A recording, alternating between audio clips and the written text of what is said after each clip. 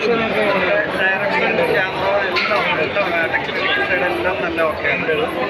വളരെ നല്ല പടമാണ്. എങ്ങനെ ഉണ്ടായിരുന്നു കേട്ടോ? സിനിമ കാണുന്ന ഒരു ശരിക്കൊരു പ്രവാസി ആയ ആർക്ക് മനസ്സിലാവുന്ന ഒരു ഫീലുള്ള പടം തന്നെയാണ്. പിന്നെ മാത്രമല്ല ഈ പടത്തിനൊരു പ്രത്യേക ട്വിസ്റ്റ് അവസാനം നമ്മൾ കണ്ടിരുന്നതിന് ശേഷം നമുക്ക് നല്ലൊരു ട്വിസ്റ്റിലേക്ക് ഈ പടം കൊണ്ടുപോകുന്നുണ്ട്. വളരെ ത്രില്ലോട് കൂടി കാണേണ്ട ഒരു പിക്ചർ തന്നെയാണ്. നല്ലൊരു കുടുംബചിത്രം കൂടിയാണ്.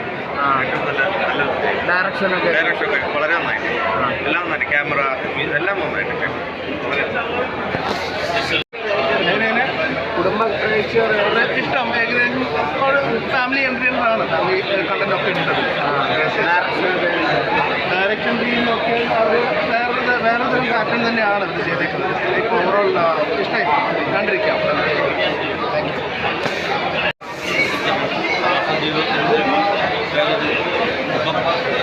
വ്യക്തമാക്കുന്ന സിനിമയാണ്. റിലേഷൻഷിപ്പൊക്കെ മെയിൻറ്റെയിൻ ചെയ്യുന്ന ആളുകളുടെ കഥ പറയുന്ന സിനിമയായിട്ടാണ്. എല്ലാവരും നന്നായിട്ട് കുടുംബ പ്രേക്ഷകരായിട്ട് എടുക്കുന്നുണ്ട്. ഇഷ്ടപ്പെടുന്നു.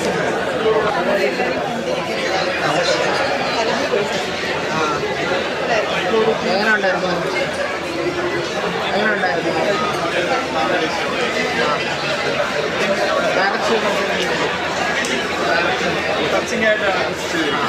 കുടുംബ പ്രേക്ഷകരായിട്ട് തീർച്ചയായിട്ടും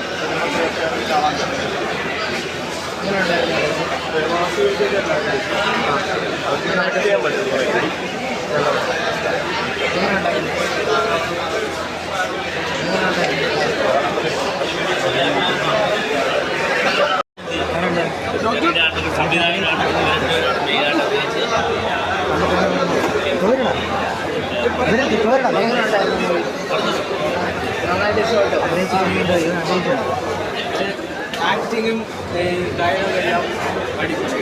ഡയറക്ഷൻ എങ്ങനെ ഉണ്ടായിരുന്നു? ഡയറക്ഷൻ മോഹൻലാലിൻ്റെ അങ്ങനത്തെ ഫിലിം എന്നാലും ഒരു ഇമോഷണൽ ടൈപ്പ് ഫിലിമാണ്. എങ്ങനെ ഉണ്ടായിരുന്നു?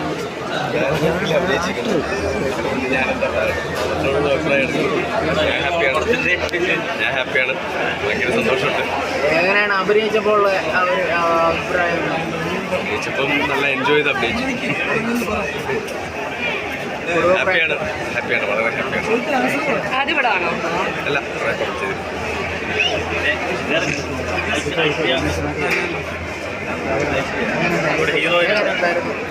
ഞാൻ ഫസ്റ്റ് ടൈമാണ് കാണുന്നത്. സത്യം പറഞ്ഞാൽ ഞാൻ കരഞ്ഞു. ലാസ്റ്റ് ക്ലൈമാക്സ് ഒക്കെ കണ്ടപ്പോൾ ശരിക്കും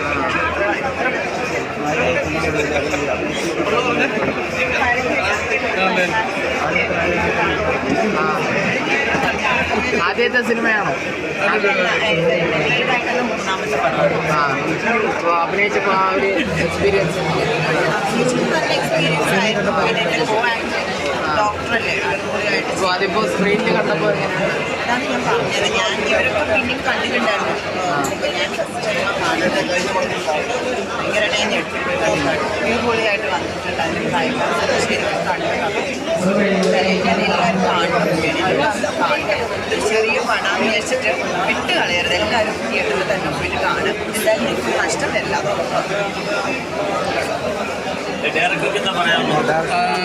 എൻ്റെ ഫസ്റ്റ് പടമാണത്.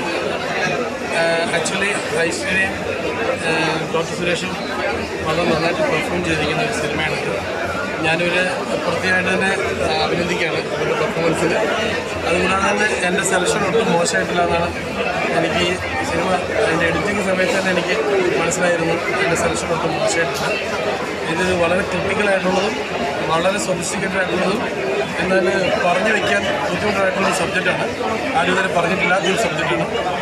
അതെനിക്ക് വളരെ ചലഞ്ചിങ് ആയിരുന്നു ഇവരെങ്ങനെയാണ് ഇത് ചെയ്യാറുള്ളത്. കാരണം റിയൽ ലൈഫിൽ ഡോക്ടർ വിവാഹിതനല്ല, കുട്ടികളില്ല. അപ്പോൾ എങ്ങനെയാണ് ഒരു ഭാര്യയുടെ സ്നേഹം മനസ്സിലാക്കുക, എങ്ങനെയാണ് ഒരു കുട്ടികളുടെ സ്നേഹം മനസ്സിലാക്കുക എന്നൊക്കെ കൺഫ്യൂഷൻ ഉണ്ടായിരുന്നു. പക്ഷേ അദ്ദേഹം ഒരു തിയേറ്റർ ആർട്ടിസ്റ്റ് ആയതുകൊണ്ട്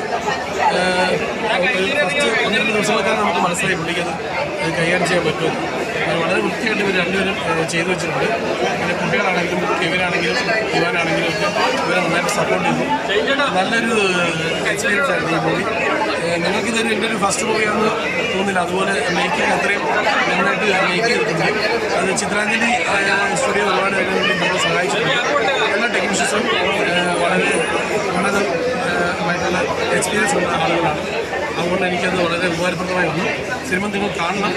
അത് വളരെ വ്യത്യസ്തമായിട്ടുള്ളൊരു സബ്ജക്റ്റാണ് കൈകാര്യം ചെയ്യുന്നത്. നിങ്ങൾ കണ്ട് നിങ്ങൾ തന്നെ സ്വയം നിങ്ങളുടെ ജീവിതത്തിനോട് തന്നെ ചോദിക്കേണ്ട ചോദ്യങ്ങളുണ്ട്. Are a good husband, are a good father എന്നൊക്കെ ചോദ്യങ്ങളുണ്ട്. അത് നിങ്ങൾക്കൊരു വഴിത്തിരിവ് ഇടയാക്കുന്നതിന് വേണ്ടിയാണ് ഞാൻ മനസ്സിലാക്കുന്നത്. ഉപദേശിക്കാനല്ല, നിങ്ങൾ സിനിമ കണ്ട് സ്വയം വിലയിരുത്തിയാൽ മതി. Thank you so much.